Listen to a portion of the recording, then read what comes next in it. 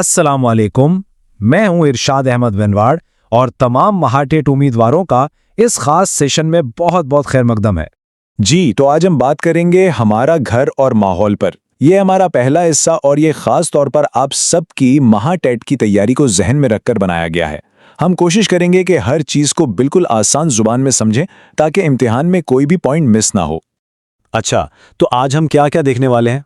सबसे पहले घर की ज़रूरत क्यों होती है, फिर देखेंगे कि हिंदुस्तान में किस किस तरह के घर होते हैं। उसके बाद बेघरी के मसले पर बात करेंगे और हाँ, सबसे अहम महाटीट के कुछ सवालात की प्रैक्टिस भी करेंगे। आखिर में एक क्विक समरी होगी। चले शुरू करते हैं।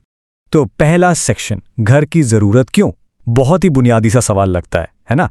लेकिन इम्तिहान के लिए इसकी बुनियाद को समझना वाकई बहुत जरूरी है। आखिर हमें घर चाहिए ही क्यों? बिल्कुल, देखें, घर हमें कई चीज़ों से बचाता है। सबसे पहले तो आराम के लिए एक जगह है, फिर चाहे सर्दी हो, तेज़ धूप हो, हवा चले या बारिश हो, घर हमें इन सब से महफूज रखता है। और सिर्फ यही नहीं, जंगली जानवरों से भी हिफाजत मिलती है और हम अपनी चीज़ें भी तो यहीं महफूज रखते हैं, है ना? अब जरा इन तस्वीरों पर नजर डालें। यहां आपको हर तरह के घर नजर आएंगे। कुछ कच्चे मकान हैं, कुछ पक्की ईंटों से बने हैं और कुछ तो बड़ी बड़ी इमारतें हैं। ये जो तनव्वु है यानी डाइवर्सिटी, ये हमें बहुत कुछ सिखाती है कि घर कैसे कैसे बनते हैं। अच्छा, अब एक छोटा सा सवाल सबके लिए। अभी हमने हिफाजत यानी सेफ्टी की बात की थी ना, तो जरा पिछली तस्वीर में घर, अलिफ, बे और जी को देखकर बताएं कि इनमें से सबसे ज्यादा सिक्योर, सबसे ज्यादा महफूज कौन सा लगता है और क्यों? जरा वीडियो को पॉज करें और अपना जवाब नीचे कमेंट में जरूर लिखें। देखते हैं कौन सही सोचता है। चलें जी, अब आगे बढ़ते हैं हमारे दूसरे सेक्शन की तरफ, हिंदुस्तान के मुख्तलिफ घर। ये बहुत दिलचस्प है क्योंकि हमारे मुल्क में जोग्राफिया यानी जोग्राफी और आबो हवा यानी क्लाइमेट हर जगह बदल जाता है और इसी हिसाब से घर भी बदल जाते हैं।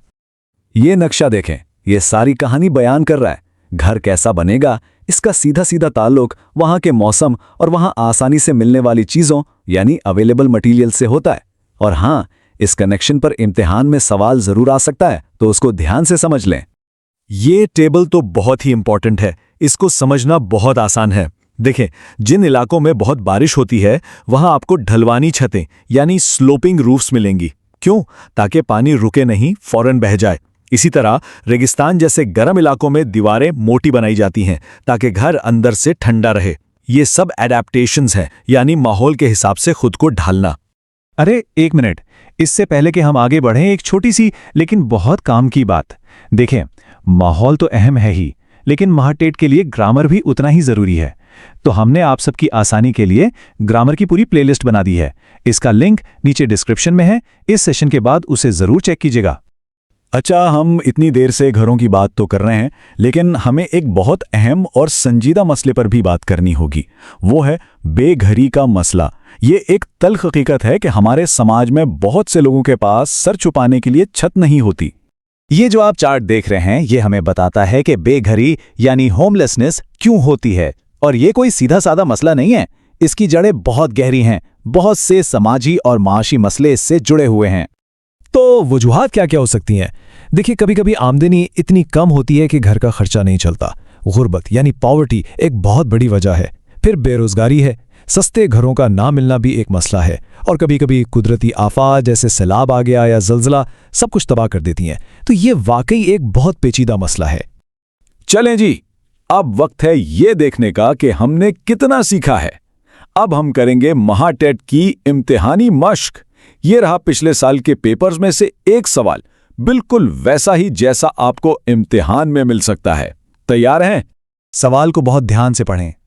हिंदुस्तान के वो इलाके जहां बहुत ज्यादा बारिश होती है, वहां घरों की छतें कैसी होती हैं और क्यों? याद करें, अभी हमने नक्शे और टेबल पर बात की थी। थोड़ा सोचें, वीडियो को यहीं रोकें और अपना जवाब यकीन करें। फिर हम आगे बढ़ते हैं। और सही जवाब है ऑप्शन नंबर 2, ढलवानी छतें, ताकि पानी बह जाए। बहुत खूब।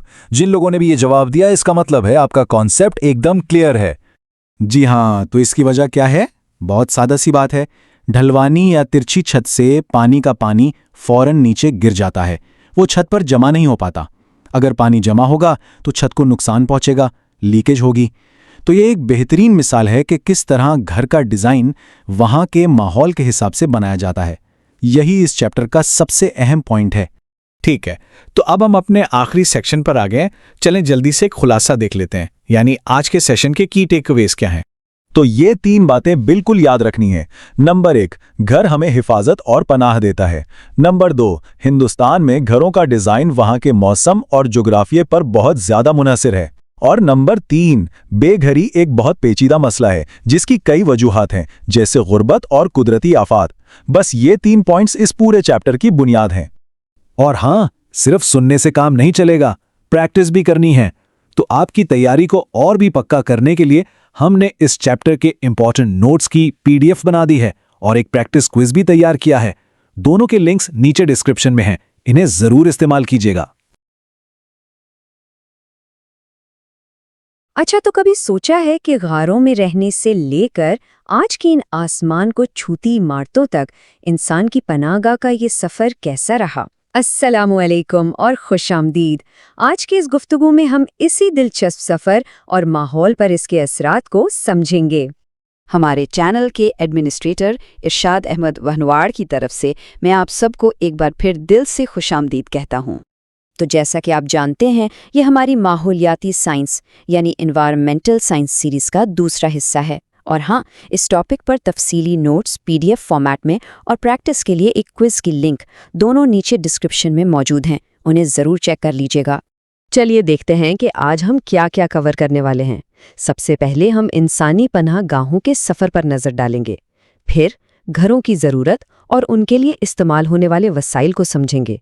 इसके बाद एक बहुत ही अहम मौजू, तामीरात के माहौल पर क्या असरात होते हैं, और फिर इस मसले का हल यानी इको फ्रेंडली होम्स का कॉन्सेप्ट। और हाँ, आखिर में महाटेट के लिए एक प्रैक्टिस सवाल भी है। तो चलिए शुरू करते हैं हमारे पहले हिस्से से। वक्त में थोड़ा पीछे चलते हैं और देखते हैं कि हमारे आबाओ अजदाद कैसे रहते थे। पहला सेक्शन, इंसानी पनाहगाह का सफ़र। बिल्कुल शुरू में इंसान को पनाह के लिए कुदरती जगह ही मिलती थीं, जैसे कि गार। सोचें तो, यही सबसे पहली और बुनियादी शेल्टर थी जो इंसान को सख्त मौसम और जंगली जानवरों से महफूज रखती थी। फिर जैसे जैसे वक्त गुजरा, इंसान ने अपने हाथों से घर बनाना सीख लिया। आसपास जो भी मिला, जैसे लकड़ी, पत्ते और मिट्टी, उन्हीं कुदरती चीज़ों का इस्तेमाल करके सादा सी झोंपड़ियाँ तैयार की गईं। इसके बाद तरक्की का अगला कदम आया। अब पत्थर और दूसरे मजबूत मटेरियल्स का इस्तेमाल शुरू हुआ। इससे घर ज़्यादा मुस्तकिल और पायदार बने और यहीं से छोटी छोटी बस्तियों का आगाज़ हुआ। और आज की दुनिया बिल्कुल मुख्तलिफ है, ख़ास तौर पर शहरों में। बढ़ती हुई आबादी को जगह देने के लिए बड़ी कई मंजिला इमारतें या अपार्टमेंट्स अब एक आम सी बात है।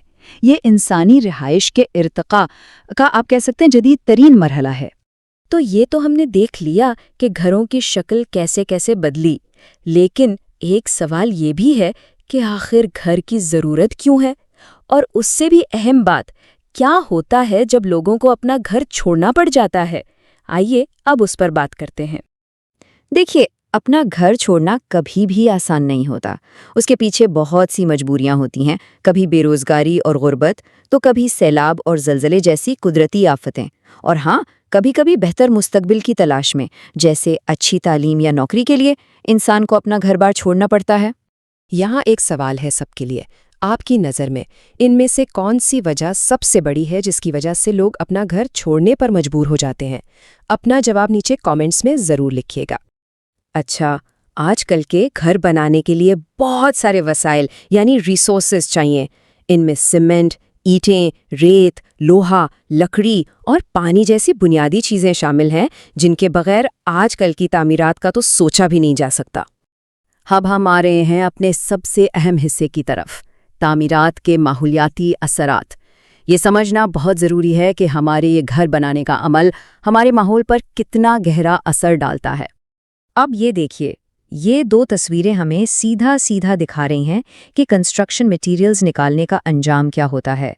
एक तरफ है क्वॉरिंग यानी पहाड़ों और चट्टानों की खुदाई, और दूसरी तरफ है सैंड ड्रेजिंग यानी नदियों से रेत निकालना। दोनों ही काम कुदरती मनाजिर और पानी के ज़खायर को तबाह कर देते हैं। एक और बहुत बड़ा मसला है पानी का। कंस्ट्रक्शन के कामों के लिए जमीन के नीचे से बहुत ज्यादा पानी निकाला जाता है, जिससे हमारे कीमती आबी वसाइल यानी ग्राउंड वाटर रिसोर्सेज तेजी से खत्म हो रहे हैं और पानी की शिद्दत कल्लत पैदा हो रही है। इसी तरह नए घर और हाउसिंग सोसाइटीज बनाने के लिए जमीन चाहिए होती है और उसके लिए जंगलात काटे जाते हैं, जिसे हम डिफॉरेस्टेशन कहते हैं। इससे ना सिर्फ जंगली हयात के घर तबाह होते हैं, बल्कि हवा का मेयार भी बुरी तरह खराब होता है। तो इन तमाम सरगर्मियों का नतीजा क्या निकलता है? नतीजा निकलता है माहौलियाती आलूदगी, यानी एनवायरमेंटल पोल्यूशन के शक्ल में। तामीर के लिए ये वसाइल निकालने और इस्तेमाल करने से हवा, पानी और शोर की शदीद आलूदगी यानी air, water and noise pollution पैदा होती है। इतने सारे मसाइल देखने के बाद सवाल ये पैदा होता है कि क्या कोई बेहतर रास्ता है? तो जवाब है जी हाँ, बिल्कुल है। और वही हमारा अगला मौजू है, माहौल दोस्त घर यानी इको फ्रेंडली होम्स का तस्वुर। तो इको फ्रेंडली घर की खास बातें क्या हैं? सबसे पहले तो काबिले तजदीद तवानाई यानी रिन्यूएबल एनर्जी का इस्तेमाल, जैसे सोलर या विंड पावर, पानी की रिसाइकलिंग, कुदरती वसाइल का कम से कम इस्तेमाल, पुरानी चीज़ों को दोबारा इस्तेमाल करना और हाँ, घर में कुदरती रोशनी और हवा का बेहतरीन इंतजाम करना। और अब वो हिस्सा जिसका सबको इंतजार रहता है, महाटेट इम्तिहान की मश्क। चलें, इस सेक्शन में हम पिछले साल के इम्तिहान से एक सवाल हल करते हैं और देखते हैं कि हमने आज कितना सीखा। सवाल महाटेट के पिछले साल के पेपर से है। तामीरात से मुताल्लिक इनमें से कौन सी सरगर्मी पानी की आलूदगी की एक बड़ी वजह है? ऑप्शंस हैं ए, सोलर पैनल का इस्तेमाल, बी, दरिया की तह से रेत निकालना, सी, घर के आसपास दरख्त लगाना, या डी, कुदरती रोशनी का इस्तेमाल। जरा सोचकर जवाब दीजिए। जी हाँ, सही जवाब है बी, दरिया की तह से रेत निकालना। क्यों? क्योंकि जब दरिया से रेत निकाली जाती है तो उससे वहाँ का आबी माहौलियाती निज़ाम यानी एक्वेटिक इकोसिस्टम बुरी तरह मुतासर होता है और पानी में बहुत ज़्यादा मिट्टी और गाद शामिल हो जाती है, जो पानी को आलूदा कर देती है। उम्मीद है कि ये तज्ज़िया सबके लिए मुफीद साबित हुआ होगा।